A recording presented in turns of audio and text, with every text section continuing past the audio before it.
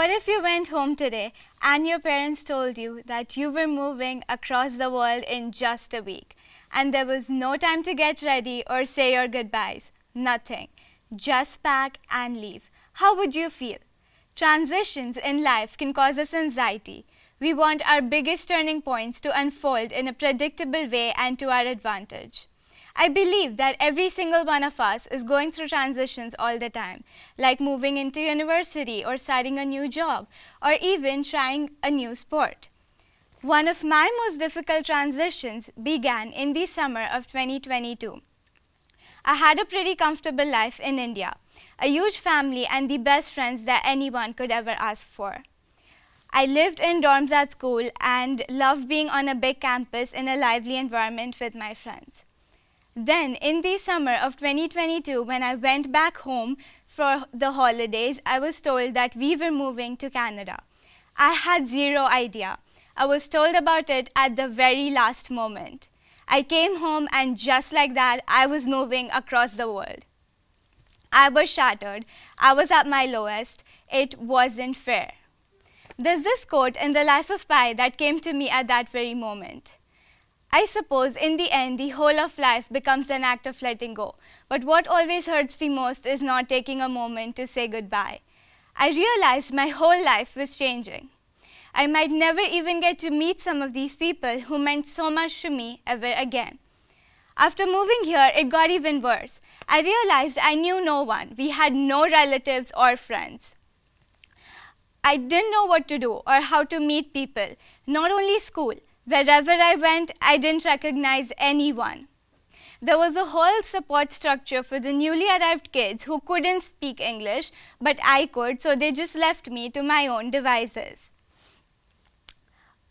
As a family, we had to start building everything all over again from scratch, and all I could think about was that I didn't even sign up for this.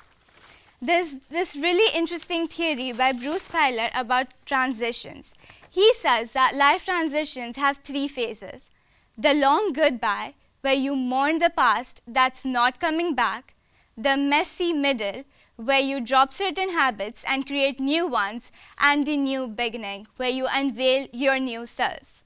The key is that changes are difficult, so start with your superpower, build confidence in yourself, and move on from there.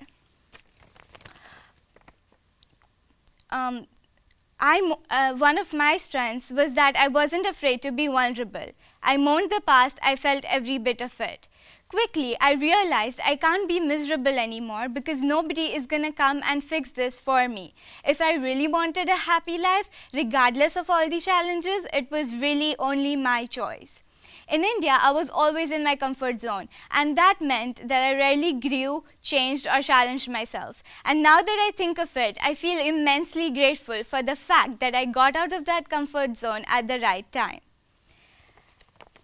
I could have easily sat there and blamed my parents, or they didn't even consult me. But whenever you find yourself blaming someone, it's only gonna get worse. So I started to embrace it. Of course, it wasn't that quick, but at least I started acting like it. Fake it till you make it. It really works. I tried to be grateful every morning and found time to take care of myself and to do things that actually made me happy, like cooking, praying, spending time with my family and friends. I went from thinking that my glass was half empty into thinking that, oh, my glass was actually half full. There was a singer on America's Got Talent named Nightbird. This young 30-year-old lady was battling with cancer in 2021.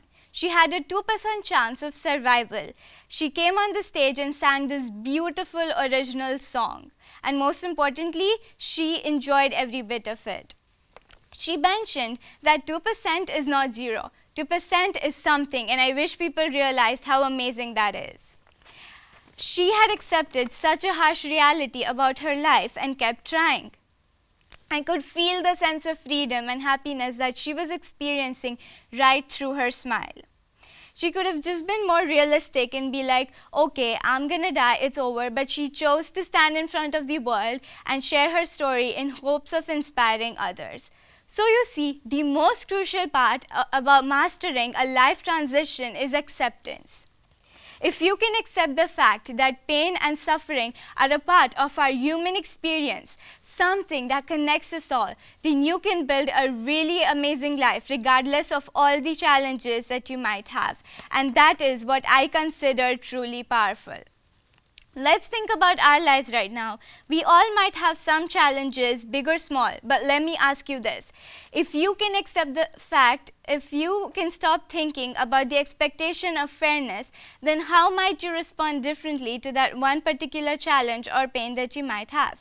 Perhaps you would start focusing on improving the bits of your life that you can control instead of those that you can't. Perhaps you would start to believe that peaks cannot exist without valleys in life. I am at the third phase of this transition right now, the new beginning. I am unveiling my new self here today with this talk. And I would have never experienced it if I hadn't moved. There's this wonderful poem by Rumi that asks us to view our lives as if it's a guest house. He says that welcome and invite them all in.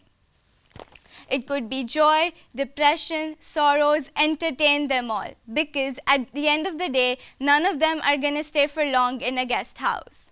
So, if you stop trying to grasp onto things and make them work exactly how you want them, you'll free yourself from your own made-up expectations of fairness, and you'll start celebrating impermanence, and you'll start inviting every change, every experience, every transition into your very own guest house. Thank you.